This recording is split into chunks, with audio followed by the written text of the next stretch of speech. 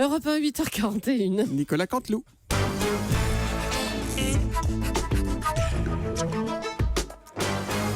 C'est presque de l'info, c'est la revue de presse de Nicolas Canteloup. Et aujourd'hui, c'est Marc-Olivier Fogiel qui est avec nous. Bonjour Marco. Oui, bonjour Julie, bonjour à tous. Salut Natacha, Bonjour. Caroline, Thomas, Lolo, Jean-Marc, tout le monde est là, bonjour. super. Eh bien, c'est encore une semaine comme on aimerait en vivre moins souvent, vous le savez. Alors, même si on pense très fort à nos voisins belges, je voulais être un peu plus léger ce matin, mais malheureusement, c'est encore d'une explosion dont je voudrais vous parler ce matin. L'explosion du régime de Jean-Marc Morandini. Qu'est-ce qu'il y a encore, témoigne mais- ce hein dessert, regardez, de 50 cm de haut, vu sur son compte Instagram.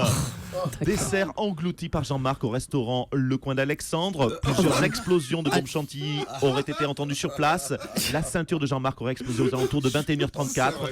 Par miracle, aucun convive n'a été blessé. C'était une bonne Allez. pêche.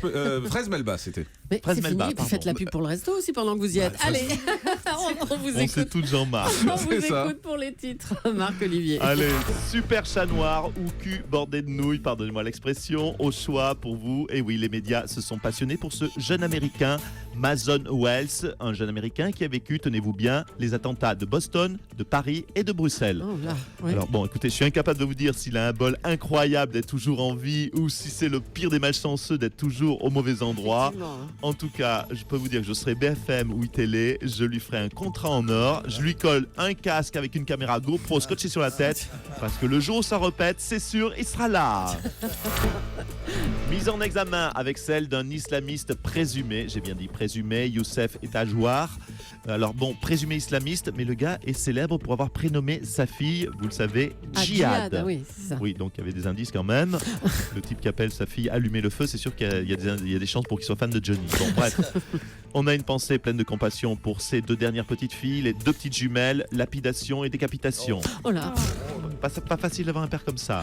Allez, Abemous Papat, on l'a appris. Papat. Nicolas Sarkozy et Carla Bruni, c'est passé un petit peu inaperçu avec tous les événements. Donc Nicolas Sarkozy et Carla Bruni ont été reçus en toute discrétion par le pape. mhm. C'est donc officiel, Oui. l'ancien président est devenu la première personne de moins d'1,20 m à être entrée dans une église sans avoir subi d'attouchement. Oh là là, non. Oh, ça Jeux fait rire. interdits ou jeux à la con, c'est pareil.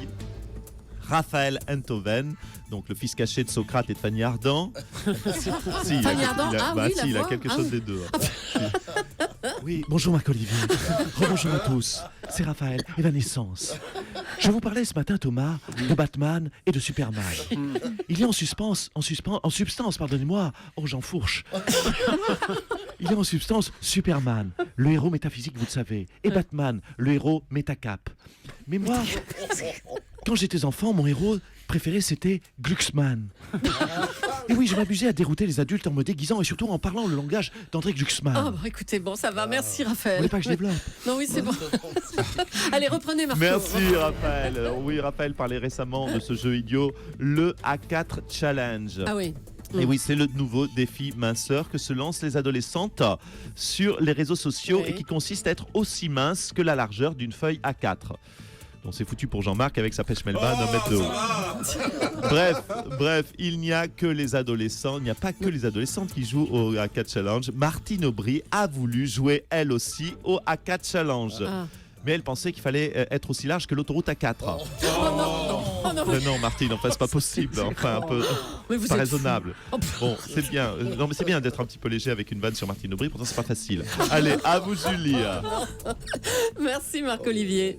Didier François, notre spécialiste du terrorisme, est encore avec nous ce matin. Rebonjour Didier. salut à compagnie. Alors, aujourd'hui, Didier François, vous faisiez les comptes ce matin des terroristes encore actifs et ceux neutralisés, en nous rappelant leur identité, car vous les connaissez tous bien en fait. Hein. Oui, tout à fait, tout à fait. Alors c'était un petit peu des chiffres et des lettres ce matin avec moi, enfin plutôt des sheets et des lettres. Alors donc, je prends 12 terroristes. Donc, il y avait 12 terroristes dans cette cellule de Paris, donc il y en a Oui. 9 qui sont morts. Donc j'en pose 9, puisqu'il y en a 3 qui sont morts à Bruxelles, donc j'en pose 9, j'en retiens 3. Donc j'en supprime 14 qui se sont fait sauter sur les 12. Oula, Ah non, attends. je peux pas en supprimer 14 sur 12, donc Non, attendez. Non, je ne suis pas très à l'aise avec les chiffres, donc je vais vous faire les lettres. Alors, on a Naïm Najim Lachraoui, en 9 lettres. Ibrahim Bakraoui, mais en mokondo, puisque son frère, ils étaient 2. Donc 8 fois 2, 16. Plus il ne faut pas oublier le nouveau kamikaze là, qui vient de rentrer dans la bande, c'est Morandini, qui a fait péter sa ceinture cette semaine. Mais bon, c'est le moins dangereux de la bande, donc celui-là il compte pas. Donc je reviens demain parce que je suis un peu paumé comme les services de renseignement. Allez, revenez demain. Merci Didier François. Et on en vient à nous aux récents propos de Marion Maréchal Le Pen. Elle a prétendu qu'avec le FN au pouvoir, les attentats n'auraient jamais eu lieu. On est en ligne avec Marine Le Pen, qui est elle toujours en tournée au Canada. Bonjour Marine Le Pen. Oui, bonjour. Alors, un mot sur les attentats en Belgique. Oui, écoutez, j'ai entendu donc une bombe avait explosé mardi à côté du Parlement européen. Alors écoutez, je suis un peu inquiète car Jean-Marie Le Pen est sénateur européen, vous le savez. Et comme je n'arrive pas à le joindre, je me demandais, peut-être avez-vous des renseignements? Papounet n'a rien au moins. Non, on le saurait. Non, il est sain et sauf, a priori. Il était à Saint-Cloud au moment de l'explosion, Jean-Marie Le Pen. Bon, bah, écoutez, Ah merde, vous dites non, oui, écoutez, il faut dire qu'il va au Parlement européen 2 fois par an, donc ça aurait été vraiment le coup de bol qu'il soit touché. La prochaine fois, tant pis. Je vous embrasse. Eh bien, merci. Au revoir, Marine Le Pen. Cette semaine, avec ces nouveaux actes terroristes à Bruxelles. Au sarrasin. Vous êtes là. Bonjour, Philippe de Villiers. Bonjour, mamie. En 2 mots. Plus loin, mais. Ah oui, mamie, oh oui. Je ne me permettrai pas. C'est du vieux François. Oui, mamie, non mais attendez, ça va. Vous avez présenté cette semaine l'anneau de Jeanne d'Arc avec ces mots grandiloquents. Nous avons payé la rançon de Jeanne. Oui, mamie. Je le clame. Sus à l'anglois. Jeanne d'Orléans fait partie du royaume de France désormais. Attendez, vous êtes sûr que c'est bien l'anneau de Jeanne d'Arc, cet anneau d'ailleurs? Non, monsieur, d'après les experts, l'objet a au moins 600 ans. Donc, soit c'est le stérilet d'Elisabeth II d'Angleterre, soit c'est l'anneau de ma chère Jeanne. Oui, c'est bon, allez, au revoir Philippe de Villiers, ce sera bon pour aujourd'hui. Il est le candidat qui a le vent en poupe. Bruno Le Maire continue de progresser dans les sondages. Bruno Le Maire, bonjour. Oui, bonjour madame. Alors, Nicolas Sarkozy est à 23% et vous, à 16%, l'écart se resserre, hein? Oui madame, le renouveau c'est Bruno et le rabougri c'est Sarkozy. Alors, on doit quand même revenir sur cette polémique. Dans le magazine Le Point, vous aviez déclaré « Mon père ne m'a jamais aimé ». C'est cela. J'ai eu une enfance à la Cosette dans Les Misérables. Pardon, est-ce que vous pouvez mettre des violons en régie? Ah, oh là, ça va. Oh là. Mon père, Madame Julie, le Thénardier m'appelait Bruno tête pleine d'eau, ou le grand neuneu tout mou. Il me frappait aussi, et moi, seul dans ma cave qui me servait de chambre, je pleurais, et je répétais « Un jour je serai président de la République ».